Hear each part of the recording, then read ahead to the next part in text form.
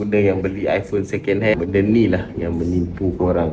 Nak tahu apa benda ni? Jom saya tunjuk. Ni iPhone 14 warna yellow. Ini tadi customer trade in. So sebelum kita buat apa-apa, kita nak jual ke apa ke, kita akan check luar dengan dalam. Tadi masa saya tengah format phone, saya check phone ni macam dah pernah buka. So saya curious, buka pakai mesin ni. Saya dah buka. Korang tengok kat dalam dia.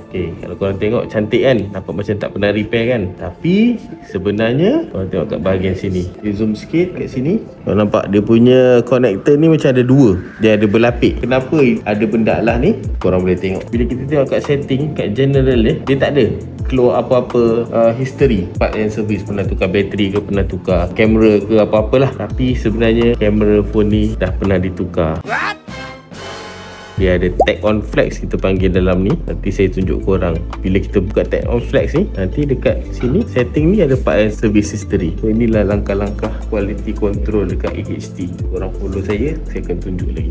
Ni kita panggil tag on flex. Sorry kalau saya tengah bocor rahsia kedai-kedai second hand jual Orisim LSM. Benda ni dia akan duduk kat bawah ni.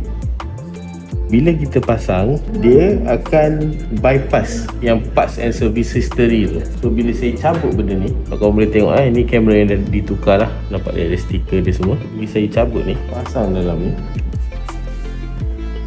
sekarang kita turn on, nanti korang tengok ada parts and service history. Kita dah buka dah tag on flex ni. So macam kita orang kat sini memang akan jaga kualiti lah.